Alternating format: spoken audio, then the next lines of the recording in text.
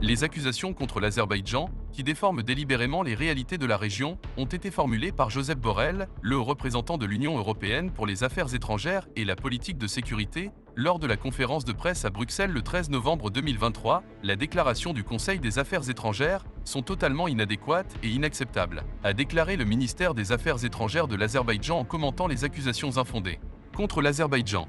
Comme l'indique le ministère azerbaïdjanais des Affaires étrangères, dans le contexte de l'indifférence de l'Union européenne à l'égard de l'occupation par l'Arménie des territoires souverains de l'Azerbaïdjan depuis plus de 30 ans, ainsi que son refus de condamner le fait que plus d'1 million d'Azerbaïdjanais sont devenus des personnes déplacées à l'intérieur du pays et des réfugiés en raison de la politique de nettoyage ethnique et de crimes contre l'humanité menée par l'Arménie. L'encontre des Azerbaïdjanais, le soutien apparent de cette organisation à l'Arménie et sa rhétorique menaçante à l'égard de l'Azerbaïdjan sont des exemples clairs de sa politique partiale et de sa politique de deux poids, deux mesures. Comme l'ont démontré les politiques hypocrites du service d'action extérieure de l'Union européenne dans ces régions et dans d'autres, cette organisation est victime de ses propres actions fautives.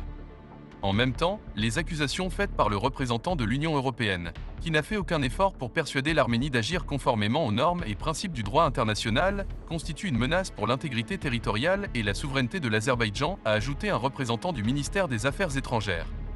En outre, le ministère des Affaires étrangères a également déclaré que les tentatives de l'Union européenne de fournir à l'Arménie des armes et de soutenir ainsi sa politique insidieuse de militarisation qui sape la paix et la stabilité dans notre région, encourage une politique conduisant à de nouvelles confrontations dans la région, sont à mettre sur le compte de l'Union européenne.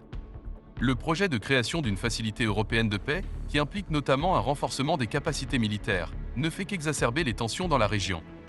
Selon le ministère des Affaires étrangères, nous soulignons une fois de plus que l'utilisation d'un langage menaçant à l'égard de l'Azerbaïdjan est inacceptable et que toute conduite inamicale n'aboutira pas à un résultat bénéfique et fera l'objet d'une réponse efficace.